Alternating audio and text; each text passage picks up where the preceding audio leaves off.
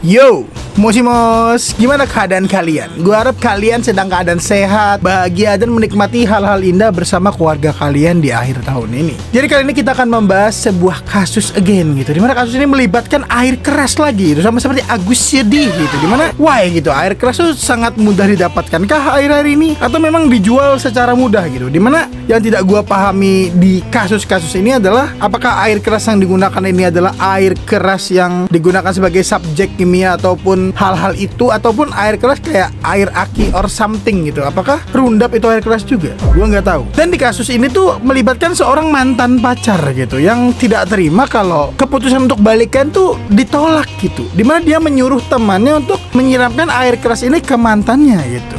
Hell nah, yang seharusnya malam Natal itu menjadi malam yang bahagia untuk si korban atau Mbak Natasha ini justru menjadi malam yang sedih dan menjadi bencana gitu, dimana dia mengalami luka bakar yang sangat mengerikan di bagian wajahnya karena disiram dengan air keras ini. Dan bahkan dia kehilangan wajah cantiknya gara-gara air keras ini.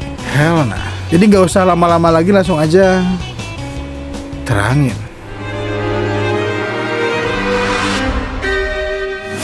Natasha Hutagalung merupakan seorang wanita cantik yang sedang menjalani pendidikan S2 hukumnya di Yogyakarta. Ya, jadi itu biodata singkat dari si korban lah. Yap, dimana di kasus-kasus yang kita bahas di sini atau di TikTok gitu, ya kerap kali berhubungan dengan asmara yang rusak, air keras lagi jawabannya, atau bahkan kayak dihantam gitu kan. Jadi cowok-cowok zaman sekarang tuh why gitu loh, selalu berbuat aneh-aneh kepada wanita yang udah menolak dia gitu. Kalau lu jelek ditolak ya udah tolol, gak usah maksa gitu. Apalagi kalau udah ditolak tuh kan masih banyak cewek lain gitu. Apa kamu gak laku? Atau kamu tidak punya pendirian gitu kan, sampai kamu melakukan hal ini supaya dia tidak laku juga dengan menyiramkan air keras? What the fuck? Ya intinya di case ini tuh bisa dibilang kalau si cowok atau si tersangka ini tuh tidak terima kalau si cewek tidak mau diajak balikan, yang akhirnya dia menyuruh temannya, dan I don't know gimana nyuruhnya, apakah dengan imbalan or something gitu, kita tidak tahu, belum ada penyelidikannya. Ya disuruhlah menyiramkan air keras ini ke mantannya gitu.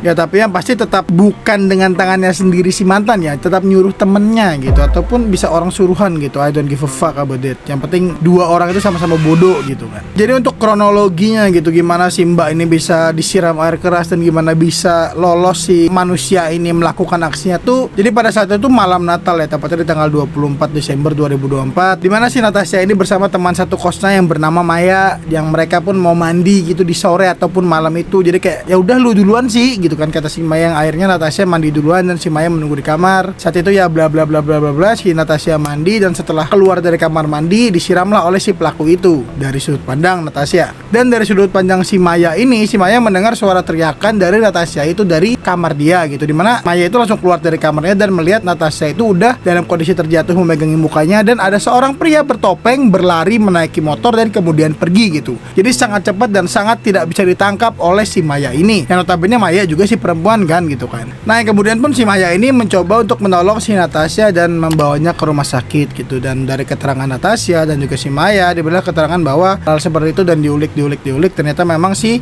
Natasha ini memiliki something problem yang belum selesai ya. Sebenarnya udah selesai dari si Natasha sih, tapi belum selesai dari sisi si mantan kontol ini gitu, yang akhirnya ya terjadilah hal seperti ini yang menggunakan again air keras sebagai caranya gitu kan. Yang gua pikir serem dan gak seremnya tuh gini bro, kalau seremnya ya temennya nih kok berani gitu berbuat seperti itu gara-gara diperintahkan gitu. I don't give a shit bro. Maksud gua ya kalau lu sebagai temen lu dibayar dan lu tahu konsekuensinya, pasti kan kayak gua pasti ketangkep juga nih kalau si babi ini ketangkep gitu kan. Gimana dengan ada CCTV, saksi mata or something yang lihat di sana gitu kan. Walaupun dia menggunakan topeng, cuma kan ini udah modern bro, udah di tingkat kalau kalian melakukan hal-hal tertentu itu tuh bisa dilacak dari sidik jari, rambut tertinggal, terus bentuk sepatu, ukuran sepatu. Di luar negeri bisa gitu sih, cuma nggak tahu di sini gitu kan. Dan ya masih banyak hal yang bisa menjerumuskan kalian ke hal yang lebih buruk gitu. Dan lu kalau cuma dibayar 1 juta, 2 juta, or sampai 10 juta pun untuk melakukan hal kayak gini, kayaknya gak worth it bro. Yang kemungkinan besar lu bisa dipenjara 10 sampai 15 tahun. Sedangkan yang korupsi 300 triliun hanya dipenjara 6,5 tahun jing. Jadi lu pilih nyiram air keras atau korupsi? Gua yang gak ngapa-ngapain aja kalau di penjara 6-7 tahun I'm okay, dapat 300 triliun bro. Bayangin lu bisa pakai duit itu sekitaran 1 miliar lah untuk bertahan di penjara. Sisanya lu bahagian keluarga lu, dan lu cuma di penjara 6,5 tahun. 6,5 tahun mungkin kedengaran lama untuk yang maling ayam. Terus ada kasus yang kayak maling ban, itu di penjara 7 tahun bro. Dan hasilnya nggak seberapa gitu kan. Sedangkan yang what the heck ini melebar kemana-mana karena kasusnya seanjing itu gitu. Gua nggak berani bahas di video terpisah karena gue takut ditangkap dan takutnya nggak dapat 300 triliun gitu. Kalau gue di penjara dapat 300 triliun, I'm okay bro. Gitu.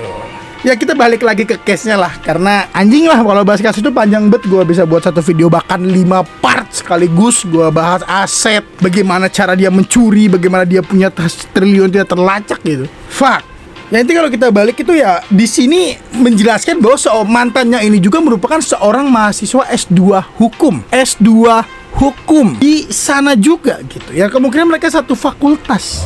S2 hukum, terpelajar, punya pendidikan, punya uang, tapi tolol. Wah, gue bilang tolol. Kalau lu punya pendidikan, lu punya uang, cewek banyak jing.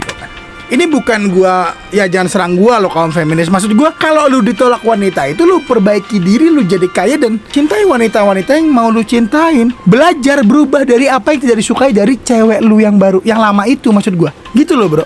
Bukan buat orang menderita gara-gara perasaan dan ego lu doang.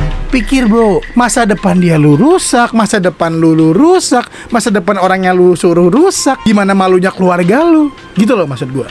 Ya mudahnya buat mbaknya bisa kembali ke kehidupan selanjutnya gitu. Dan kalau memang mbaknya punya uang ataupun nanti akan ada donasi dari sini, digunakan yang benar mbak. Jangan jalan-jalan gitu kayak Agus Kontol itu mbak. Dan buat mas tersangka ini semoga bisa dihukum seberat-beratnya. Kalau bisa disiram titiknya pakai air keras jing, biar selesai gitu. Tidak ada manusia-manusia anjing kayak gini lagi gitu. Ya buat kalian yang suka konten-konten kayak gini bisa langsung bantu gua dengan klik tombol subscribe gitu. Jadi ya gua akhiri saja.